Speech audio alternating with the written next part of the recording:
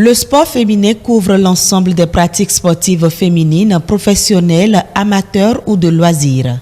Durant la Grèce antique, le sport était réservé aux hommes. Ce n'est qu'aux Jeux olympiques de Paris en 1900 que le sport féminin apparaît avec le tennis et le golf. 6 femmes seulement étaient présentes sur 1066 participants.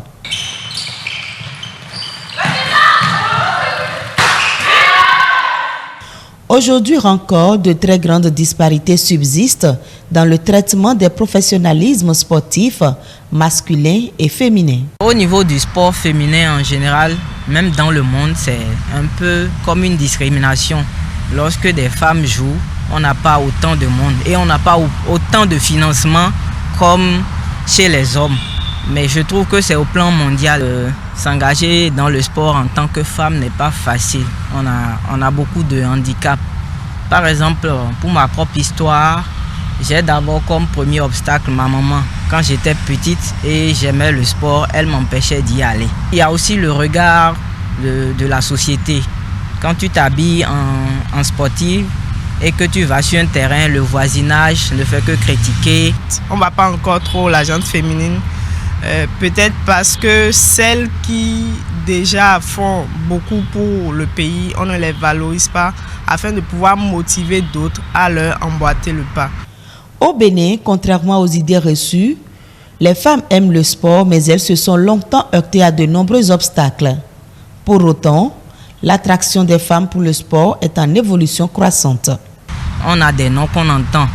Il y a par exemple Noélie Yarigo, qui fait notre fierté, Odile Arwamenou, Océane Gamero et certaines personnes encore qui parlent de nous à l'international.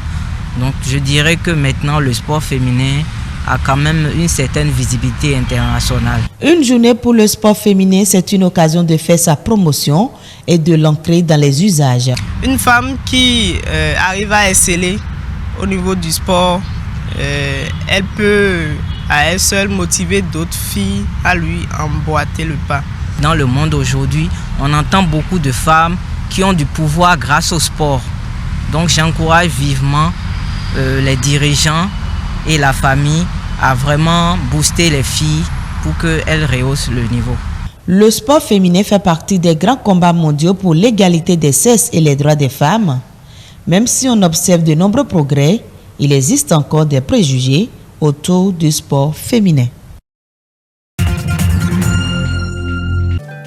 Avec ses pieds de manioc par dizaines, ses légumes et ses fruits. Difficile de croire que cette ferme a poussé sur le désert, tant la nature y est abondante. Il y a 15 ans, il n'y avait rien d'autre que du sable ici. Tout est sorti de terre par la volonté de cet homme, Goran Ndiaye, autodidacte et pionnier de l'agroécologie en Afrique. C'était désertique, il n'y avait pas un seul arbre ici. Tout était sec. Et c'était même un terrain de football pour les jeunes du village. Rassuré par la présence de l'eau à 4 mètres en sous-sol, Goran Ndiaye rachète cette terre pour une bouchée de pain et commence à la faire revivre. Il n'y avait rien du tout. Donc la première chose, c'est de restaurer la fertilité du sol. Créer le premier étage végétal avec les arbres. Goran Ndiaye plante son premier cocotier, puis des dizaines d'autres, sous le regard incrédule des paysans de la région. Et je savais qu'ils me traitaient de fou. Ils ont vu ce désert qui était abandonné, cette terre qui n'était pas bonne, être l'une des meilleures, des plus productives de la zone. Et là, il dit, attends, il y a quelque chose, il y a un miracle là. Il n'y a pas de miracle. C'est parce que tout simplement, on a voulu changer et on y croit. Goran Ndiaye est le premier au Sénégal à avoir adopté la permaculture. Ce concept qui vise à créer une multitude de petits écosystèmes où, par exemple, les arbres favorisent l'éclosion d'autres cultures végétales en retenant l'humidité. Pour cultiver sous les papayers, il y avait des navets qu'il a déjà récoltés et vendus. Il y a eu de la laitue. Bon, tu as les restes de laitue qui sont là. Donc, il rapporte. Il a cultivé des oignons. Et c'était sous les papayers. Donc, il y avait une production multi-étagers. Le tout sans aucun produit chimique. L'autre avantage est de permettre d'avoir des récoltes toute l'année et donc de garantir aux paysans des revenus réguliers. À travers son expérience, Goran Ndiaye entend bien mener un combat contre les cultures traditionnelles du Sénégal.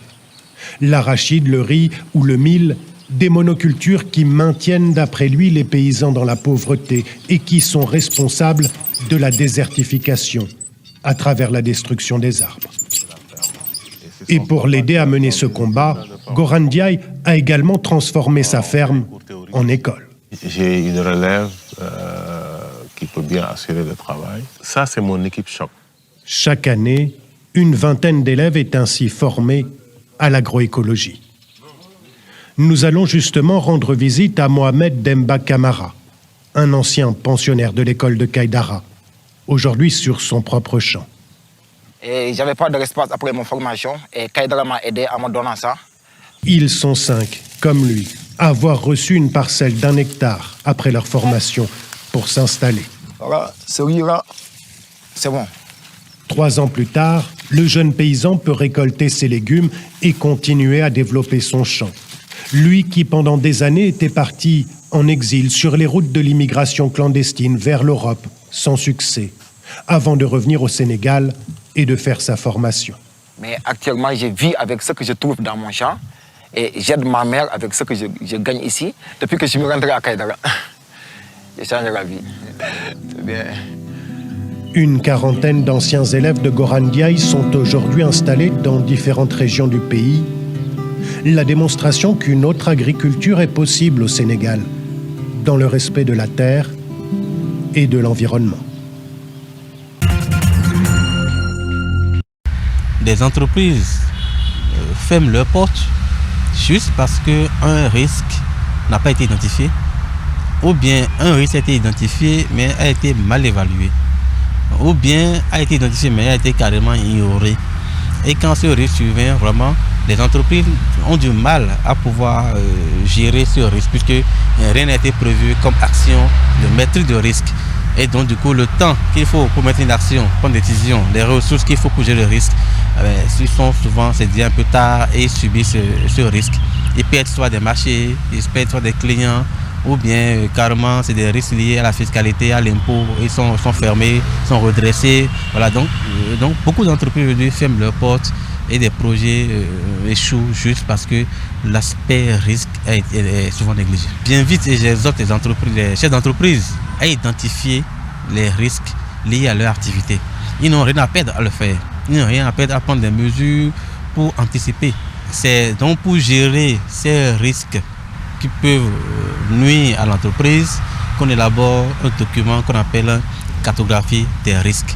Toute entreprise doit pouvoir détenir cet outil-là, ce document qu'on appelle cartographie des risques. Et la preuve, vous voyez, aujourd'hui toutes les normes de management ISO prioritairement, ISO 9001, 14001 pour l'environnement ou 45001 pour la santé et sécurité au travail, toutes ces normes-là exigent qu'une entreprise puisse identifier ses risques et puisse les maîtriser à travers le document qu'on appelle la cartographie des risques.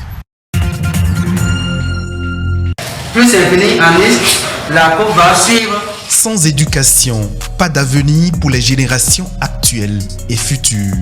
S'instruire est un droit humain. Et pourtant, selon l'Institut de statistique de l'UNESCO, 258 millions d'enfants et de jeunes ne vont pas toujours à l'école.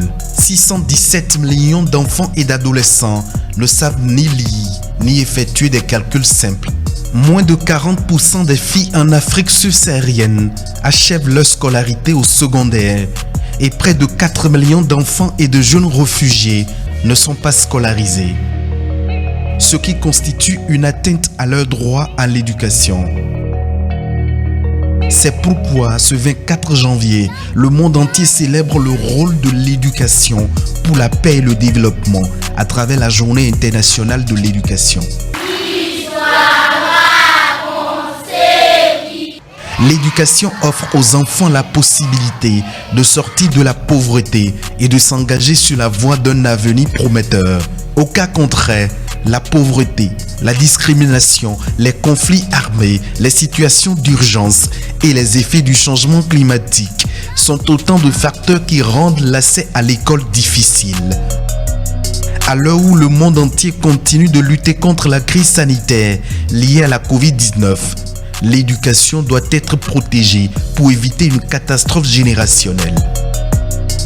En Afrique, la plupart des écoles ont rouvert, mais la baisse d'apprentissage est immense sur le continent à cause de la propagation de la pandémie du coronavirus. Dans 25 pays africains, les écoles sont complètement fermées.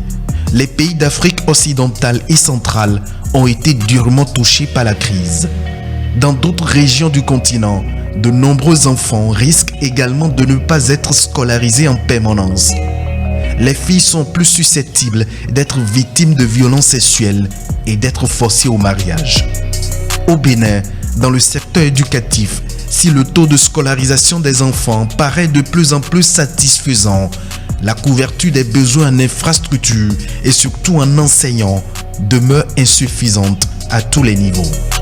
Mais l'espoir d'une renaissance du système éducatif est désormais permis en raison de la nouvelle vision éducative mise en route à travers le programme d'action du gouvernement.